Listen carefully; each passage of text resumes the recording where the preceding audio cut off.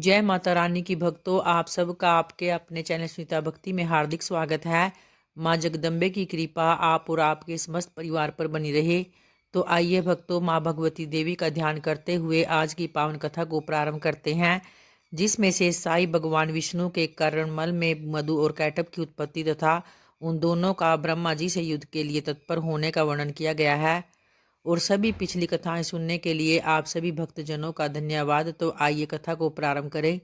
ऋषिगण बोले कि हे सौम्या, आपने मधु और कैटभ के साथ भगवान विष्णु महासिंधु में 5,000 वर्षों तक युद्ध किए जाने के पहले चर्चा की थी। महावीर्य संपन्न, किसी से भी पराभूत न होने वाले तथा देवताओं से भी अप्रेज्य वे दोनों दानव उस एकार्णव के जल में किससे प्रादुर्भूत हुए? वे असुर क्यों उत्पन्न हुए तथा भगवान के द्वारा उनका वध क्यों किया गया? हे महामते, आप यह परम अद्भुत आख्यान हमको सुनाइए, क्योंकि हम लोग यह कथा सुनने के बहुत इच्छुक है और आप अति प्रसिद्ध वक्ता है। तो हमारा और आपका यह संपर्क दैवयोग से ही हुआ है। मूर्ख के साथ स्थापित किया गया संपर्क विषय में अधिक अनिष्टकारी होता है और इसके विपरीत विद्वानों का संपर्क पीयूष रस के तुल्य माना गया है। पशु भी जीवन यापन करते हैं, वे भी आहार ग्रहण करते हैं, मलमूत्र आदि का विसर्जन करते हैं और विषयासक्त होकर इंद्रियजन्य सुख की अनुभूति भी करते हैं, किंतु उनमें अच्छे बुरे का लेस मात्र भी ज्ञान नहीं होता तथा वे मोक्ष की प्राप्ति कराने वाले विवेक से भी रहित होते हैं। अतएव उत्तम बातों को सुनने में जो श्रद्धा भाव नहीं रखते, उन्हें पशुतुल्य ही समझना चाहिए। तो इस पर सूत जी बोले कि हे महाभाग, इस पृथ्वी में आप लोग धन्य है और मैं भी धन्य हूँ, क्योंकि आप लोगों में कथा श्रवण के प्रति और मुझ में कथा वाचन के प्रति विवेक जागृत हुआ है। अतः पूर्व काल में प्रलयावस्था में जब तीनों लोग महाजल राशि में विलीन हो गए थे और देवादिदेव भगवान विष्णु से शैया पर सो गए थे, तब विष्णु के कानों से मैल से मधु कैटभ नामक दो दानव उत्पन्न हुए और वे महाबलशाली दैत्य उस महासागर में बढ़ने लगे। वे दोनों दैत्य क्रीड़ा करते हुए उसी सागर में इधर उधर भ्रमण किया करते थे और एक बार क्रीड़ा प्रायण विशाल शरीर वाले उन दोनों भाइयों ने विचार किया कि बिना किसी कारण के कोई भी कार्य नहीं होता। यह एक सार्वत्रिक परंपरा है। बिना किसी आधार के आद्य की सत्ता कदापि संभव नहीं है। अतः आधार आध्याय का भाव हमारे मन में बारंबार आता रहता है। हम दोनों कैसे पैदा हुए और किसने हम दोनों को उत्पन्न किया, हमारे माता पिता कौन है, और इस बात का भी कोई ज्ञान हम दोनों को नहीं है। तो इस पर सूत जी कहते हैं कि इस प्रकार चिंतन करते हुए वे किसी निश्चय पर नहीं पहुंचे। तो कैटब ने जल के भीतर अपने पास स्थित मधु से कहा। इस पर कैटब बोला कि हे भाई मधु, हम दोनों में के इस जल में स्थित रहने का कारण कोई अचल महाबली शक्ति ही है, ऐसा ही मैं मानता हूँ। उसी से समुद्र का संपूर्ण जल व्याप्त हुआ है और उसी शक्ति के आधार पर यह जल टिका हुआ है तथा वे ही प्रादेवी हम दोनों की भी स्थिति का कारण ही है। इस प्रकार विविध चिंतन करते हुए वे दोनों दानव जब श्वेत हुए, तब उन्हें आकाश में अत्यंत मनोहारी वाग बीज स्वरूप वाणी सुनाई पड़ी और उसे सुनकर उन दोनों ने सम्यक रूप से हृदयगम कर लिया। वे उसका दृढ़ अभ्यास करने लगे। तदनंतर उन्हें आकाश में कौंती हुई सुंदर विद्युत भी दिखलाई पड़ी। तब उन्होंने सोचा कि निसंदेह यह मंत्र ही है और यह सगुण ध्यान में आकाश में प्रत्यक्ष दृष्टिगत हुआ है। तदनंतर वे दोनों दैत्याहार का परित्याग कर इंद्रियों को आत्मनियंत्रण करके उसी विद्युत ज्योति में मन केंद्रित किए हुए समाधिस्थ भाव से जप ध्यान करने में लीन हो गए और इस प्रकार उन दोनों ने 1,000 वर्षों तक कठोर तपस्या की, जिससे कि वे प्रात पराशक्ति उन दोनों पर अतिशय प्रसन्न हो गई। फिर घोर तपस्या के लिए अपने निश्चय पर दृढ़ रहने वाले उन दोनों दानवों को अत्यंत परिश्रांत देखकर उन पर कृपा के निमित्त यह आकाशवाणी हुई कि हे दैत्यो, तुम दोनों की कठोर तपस्या से मैं परम प्रसन्न हुई हूँ। अतएव तुम दोनों अपना मनोवांछित वर मांगो, मैं अवश्य दूंगी। तो आगे सुत जी कहते हैं, तदनंतर उस आकाशवाणी को सुनकर उन दानवों ने कहा कि हे देवी, हमारी मृत्यु हमारे इच्छानुसार हो। हे सुवर्ते, हमें आप यही वरदान दीजिए। तो वाणी ने कहा, हे दैत्यो, मेरी कृपा से अब तुम दोनों अपनी इच्छा से ही मृत्यु को प्राप्त होगे।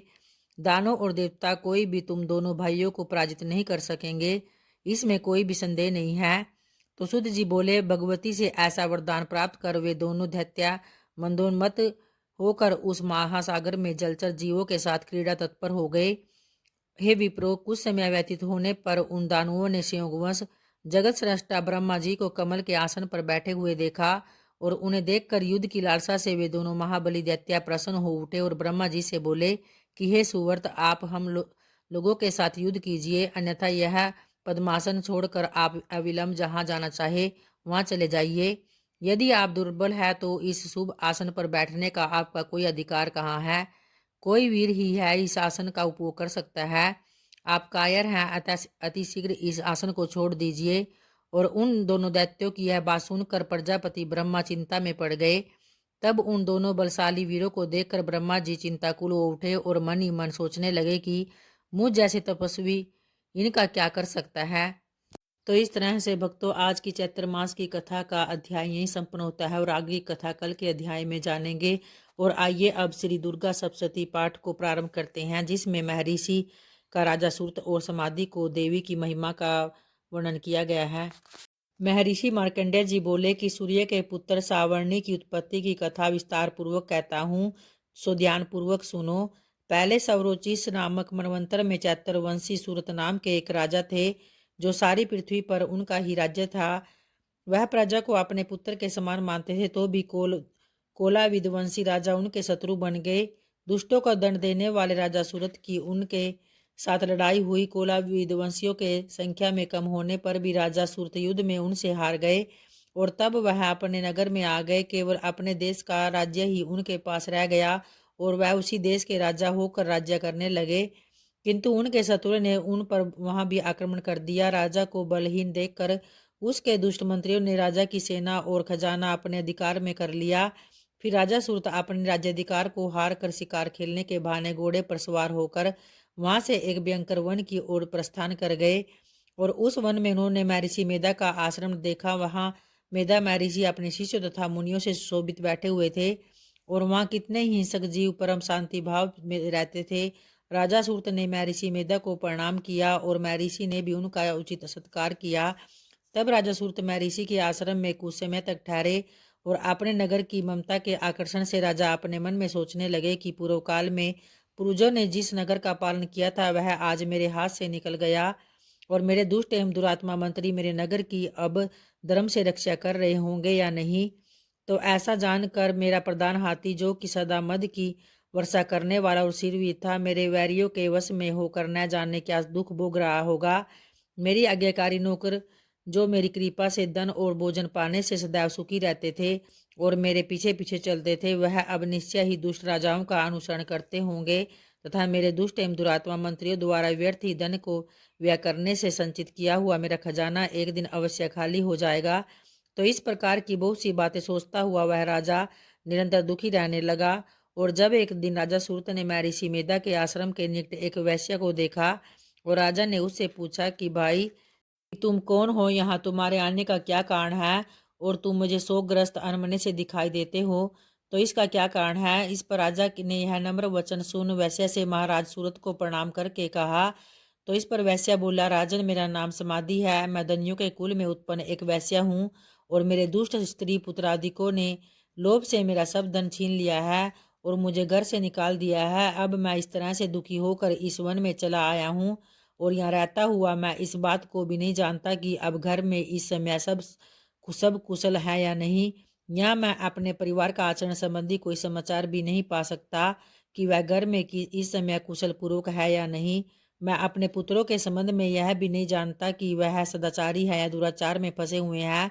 तो इस पर राजा बोले, जिस धन के लोभी स्त्री पुत्रों ने तुम्हें घर से निकाल दिया है, फिर भी तुम्हारा चित्त उनसे क्यों प्रेम करता है। तो वैश्य ने कहा, मेरे विषय में आपका ऐसा कहना ठीक नहीं, किंतु मेरा मन इतना कठोर नहीं है। यद्यपि उन्होंने धन के लोभ में पड़कर पितृस्नेह को त्याग कर मुझे घर से निकाल दिया था, तो भी मेरे मन में उनके लिए कठोरता नहीं आती। हे महामते, मेरा मन फिर भी उनमें क्यों चिंता में फंसा जा रहा है। तो इस बात को जानता हुआ भी मैं नहीं जान पा रहा हूँ कि मेरा चित्त उनके लिए क्यों दुखी है।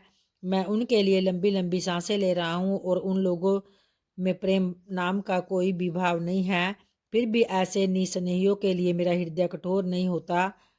तो इस पर मार्कंडेय ऋषि जी ने कहा। तो भक्तों, आगे का पाठ कल के अध्याय में जानेंगे और आइए अब माँ भगवती देवी का ध्यान करते हुए उनकी आरती का श्रवण करते हैं। अम्बे तू है जगदम्बे काली, जय दुर्गे खप्पर वाली, तेरे ही गुण गावे भारती। ओ मैया हम सब उतारे तेरी आरती। तेरे भक्त जनों पर मैया भीड़ पड़ी है भारी। दानव दल पर टूट पड़ो माँ करके सिंह सवारी। सो सिंहों में बलशाली अष्टभुजाओं वाली। दुष्टों को तू ही ललकारती। ओ मैया हम सब उतारे तेरी आरती। माँ बेटे का है इस जग में बड़ा ही निर्मल नाता। पूत कपूत सुने हैं पर ना माता सुनी कुमाता। सब पे करुणा दर्शाने वाली अमृत बरसाने वाली। दुखियों के दुखड़े निवारती। ओ मैया हम सब उतारे तेरी आरती। नहीं मांगते धन और दौलत न चांदी न सोना। हम तो मांगे माँ तेरे चरणों में छोटा सा एक कोना। सबकी बिगड़ी बनाने वाली लाल बचाने वाली। सतियों के सत्य को संवारती। ओ मैया हम सब उतारे तेरी आरती। चरण शरण में खड़े तुम्हारी ले पूजा की थाली। वरद हस्त सर पर रख दो माँ संकट हरने वाली। माँ भर दो भक्ति रस प्याली अष्टभुजाओं वाली। भक्तों के कारज तू ही संवारती। ओ मैया हम सब उतारे तेरी आरती। अम्बे तू है जगदम्बे काली। जय दुर्गे खप्पर वाली। तेरे ही गुण गावे भारती। ओ मैया हम सब उतारे तेरी आरती।